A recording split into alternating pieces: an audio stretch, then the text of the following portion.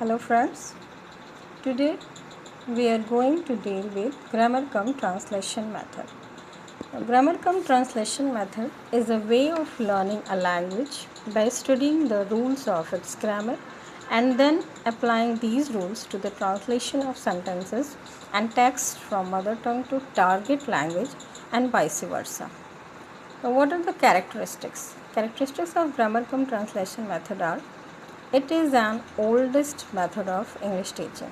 It is also called translation method or classical method. It is called universal method also because it emphasizes a lot on rules of grammar. And this method came with the British. Now, what is the philosophy of translation method?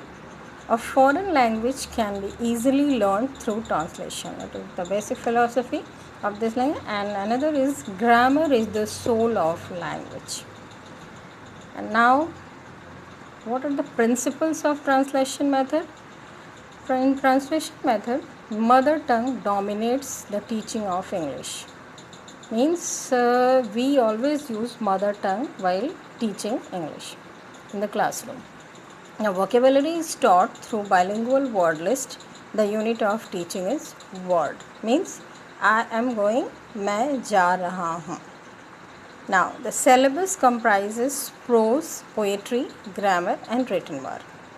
The linguistic material presented for study is graded on a grammatical plan. Means which tense has been taught in which class, it is pre-decided. Now, in the process of interpretation, the foreign phraseology is assimilated. Now, it is based on the principle of proceed from known to unknown. Now, what are the procedures, that is teaching procedures while we use translation method? Now, the textbook occupies the most important place in the teaching by the translation method. Means in the grammar cum translation method, teacher always took a book in his hand. Now, a good textbook is prescribed which follows an outline of the grammar. Now, certain rules of grammar are illustrated in each lesson, which also introduces some new words. The teacher translates each sentence into the mother tongue in the class. The book provides all the teaching material. The teacher reads the sentence, translates it, and explains the grammatical point. The word meanings are carefully given by the teacher and noted by the students. Now, there are several merits of translation method in teaching English in India. Now, what are the merits? Let us see. Its judicial use helps the students in understanding vocabulary. Now, the process is very economical. It saves time and very effective for the Indian people. And it enables a better and quicker understanding of words, phrases, and idioms which can be translated into the mother tongue. Through translation, a strong memory bond is established as the student associates the foreign phraseology with that of his mother tongue. Now, it develops the ability to comprehend what they read. The students learn the art of translation.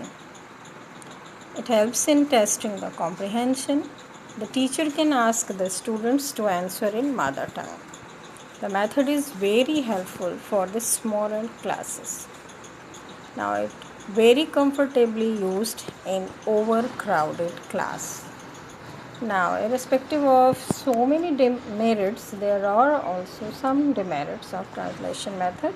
And as we have studied, the direct method came as a reaction against the translation method. So, what are the causes of direct method? We can say now.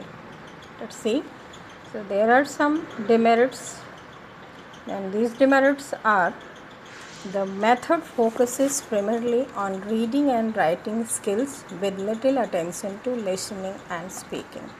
Means the teacher in this method, the teacher Its main focus is on reading and writing skills, means to learn the rules of grammar and to comprehension. Now, correct English pronunciation is not a priority in this method of teaching, along with articulation and intonation. Now, the bad habit of translation in thinking is developed. Means, whenever a student wants to answer any question in English, first of all, he thought in Hindi or in his mother tongue in his mind, and after that, he translate it in English and then answer it. Now this method helps in developing bookish English and prevents the development of fine English.